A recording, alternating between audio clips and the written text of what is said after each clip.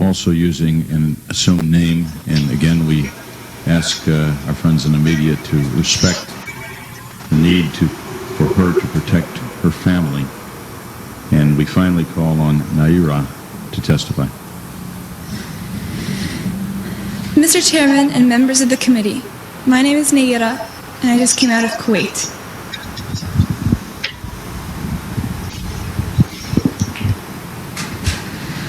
My mother and I were in Kuwait on August 2nd for a peaceful summer holiday.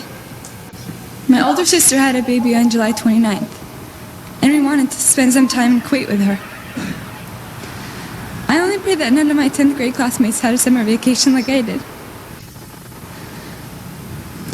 I may have wished sometime that I could be an adult, that I could grow up quickly. What I saw happen to the children of Kuwait and to my country has changed my life forever. It has changed the life of all Kuwaitis, young and old. We are children no more. My sister, with my 5-year-old nephew, traveled across the desert to safety. There was no milk available for the baby in Kuwait. They barely escaped when their car was stuck in the desert sand, and help came from Saudi Arabia. I stayed behind and wanted to do something for my country. The second week after the invasion, I volunteered at the Al-Adan hospital with 12 other women who wanted to help as well. I was the youngest volunteer. Other women were from 20 to 30 years old. While I was there, I saw the Iraqi soldiers come into the hospital with guns. They took the babies out of the incubators. And left the children to die on the cold floor. It was horrifying. I could not help but think of my nephew, who, if born premature, might have died that day as well. After I left the hospital, some of my friends and I distributed flyers condemning the Iraqi invasion until we were worried we might be killed if the Iraqis saw us. The Iraqis have destroyed everything in Kuwait. They stripped the supermarkets of food, the pharmacies of medicine, the factories of medical supplies, ransacked their houses, and tortured neighbors and friends. I saw and talked to a friend of mine after his torture and released by the Iraqis. He's 22, but he looked as though he could have been an old man. The Iraqis dunked his head into a swimming pool until he almost drowned. They pulled out his fingernails and applied electric shock to sensitive private parts of his body.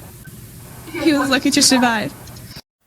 Bonjour la commu, bienvenue dans l'épisode 3 de Fake Story, le jour où l'esprit critique s'arrêta. Cet enregistrement que vous venez de voir date du 14 octobre 1990. Dans la vidéo, cette femme en sanglots témoigne devant une commission du Congrès des États-Unis. Les représentants du Comité des droits de l'homme du Congrès américain écoutent ce témoignage terrible dans un silence religieux.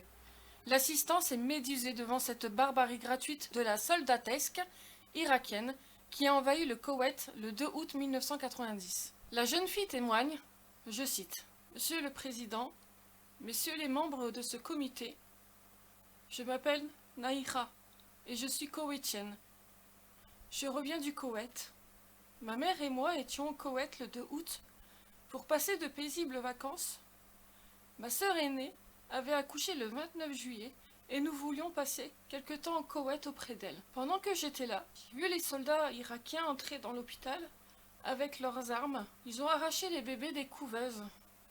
Ils ont pris les couveuses et ont laissé mourir les bébés sur le sol froid. J'étais horrifiée.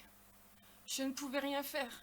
Et je pensais à mon neveu qui était né prématuré et aurait pu mourir ce jour-là lui aussi. Les Irakiens ont tout détruit au Koweït. Ils ont vidé les supermarchés de nourriture, les pharmacies de médicaments, les usines de matériel médical.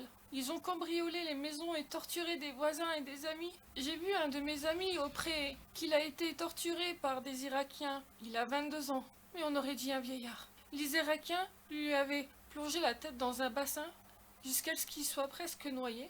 Ils lui ont arraché les ongles. Ils lui ont fait subir des chocs électriques sur les parties sensibles de son corps. Il a beaucoup de chance d'avoir survécu. Voilà la traduction en français du témoignage de la jeune fille. À ce moment-là, nul ne sait qui elle est. Elle semble si sincère et si bouleversée. Et on leur a expliqué qu'il était nécessaire de protéger sa famille restée au Koweït. D'autres témoignages suivront jusqu'à la réunion du Conseil de sécurité des Nations Unies, le 29 novembre 1990. Les membres permanents du Conseil doivent voter une résolution autorisant un éventuel recours à la force militaire en Irak. Ils entendent eux aussi des témoins d'exactions irakiennes, dont un chirurgien qui affirme avoir enterré lui-même une dizaine de nouveau-nés jetés hors de leur couveuse par les soldats. Son témoignage de première main n'est pas mis en doute. Le Conseil de sécurité de l'ONU consacre une réunion spéciale aux droits de l'homme au Koweït. Là encore, l'affaire des incubateurs est largement citée. 2 jours après, à l'unanimité, moins l'abstention de la Chine, le Conseil de sécurité autorise le recours à la force. Les opinions publiques, elles, sont convaincues que Saddam Hussein est le mal absolu et que son armée est coupable de toutes les barbaries. L'opération de désinformation a pleinement réussi. Les sémantiques habituelles font alors leur entrée. Ainsi, lorsque George Bush père a comparé la prise de contrôle du Koweït par l'Irak à la guerre éclair nazie en Europe dans les années 1930, les médias ont rapidement repris le thème. Saddam Hussein a été dépeint comme un deuxième Hitler, haï par son propre peuple et méprisé dans le monde arabe. Bush utilisera l'affaire des incubateurs dans tous ses discours. Des organisations non gouvernementales, Amnesty International, reprennent l'information et donnent le chiffre de 372 bébés tués. Dès que les Irakiens ont été chassés du Koweït, les organisations non gouvernementales et des organismes comme l'OMS, Organisation mondiale de la santé, envoient sur place des experts pour évaluer les dégâts commis dans les hôpitaux et interroger les personnels médicaux. Tous sont formels. L'affaire des incubateurs n'a jamais existé. Il ne laisse plus aucun doute sur le mensonge. Un responsable d'Amnesty International explique même que son organisation a publié un rectificatif après la guerre pour dire qu'il n'y avait pas eu de bébés tués dans les incubateurs. Tout était faux. Tout cela, menant à une guerre, était une simple opération de com. De la propagande, un fake. Aujourd'hui, tout cela est avéré. Ce témoignage était entièrement faux. La jeune fille était en fait Al-Saba et était la fille de l'ambassadeur du Koweït à Washington, Saad bin Nazir Al-Saba. L'association Citizen for a Free Koweït, organisée par le gouvernement du Koweït exilé, soutenue par le Pentagone et la CIA, a fait appel à une agence de relations publiques de com, Hill & Colton, pour préparer les esprits à l'indispensable guerre. Coût du contrat ? 10 millions de dollars. La propagande et la guerre ? Les morts et la destruction ont apparemment un prix. Attention, la géopolitique est une affaire très compliquée.